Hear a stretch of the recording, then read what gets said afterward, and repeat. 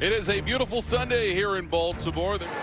Oh, he will start off with David Peralta. San Diego and Baltimore pretty late in this one. Let's see what happens. Awfully out to the right side. Henderson won't get him. Are they going to say it went out of play now? Brandon Hyde doesn't think so. The runner's either going to be at first base on that infield single or go to second on a ball that went out of play for some reason.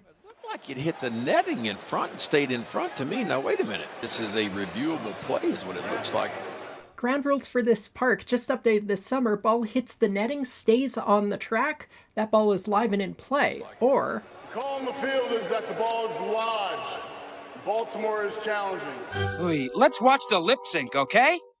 I don't know why the audio desynced like that. The lodged ball call is confirmed. Runner is placed at second base. Baltimore will lose their challenge.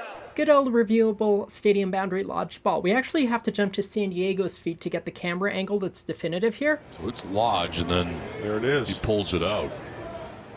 It doesn't matter what the fielder does after. The ball becomes dead as soon as it is lodged. So the fielder can pull it out, leave it there. It doesn't matter. It's a lodged ball either way. All thanks to this gap in the Camden Yards architecture. Fouled at home plate. Hyde's going to come out and ask.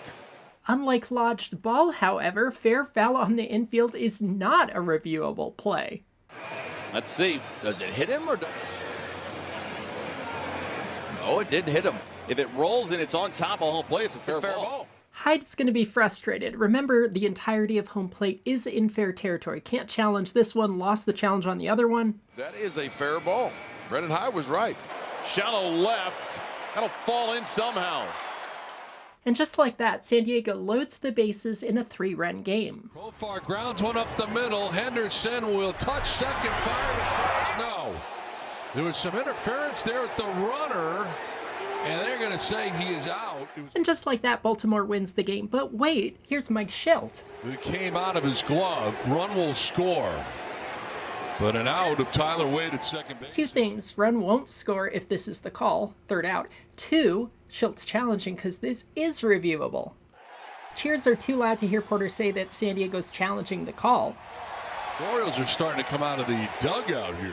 So now we get to look at the rules and criteria for bona fide slide rule 601J.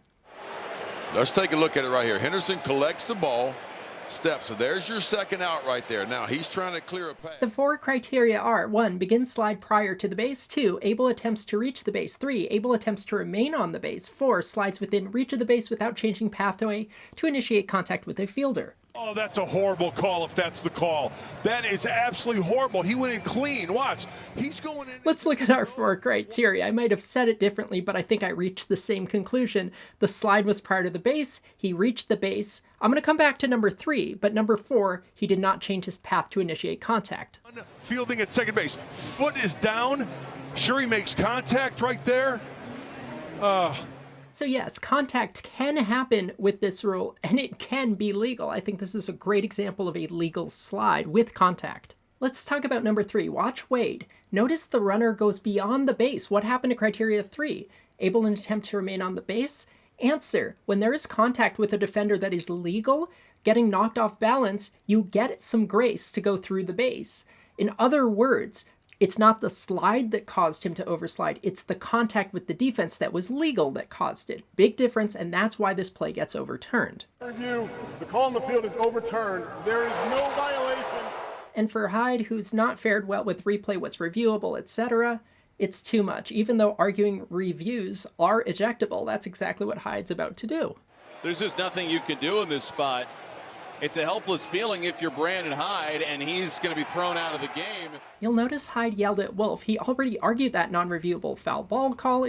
You can't do that. It's double jeopardy. Tool time for 200. This term for a long-handled gardening tool can also mean an immoral pleasure seeker. Ken. What's a hoe? No.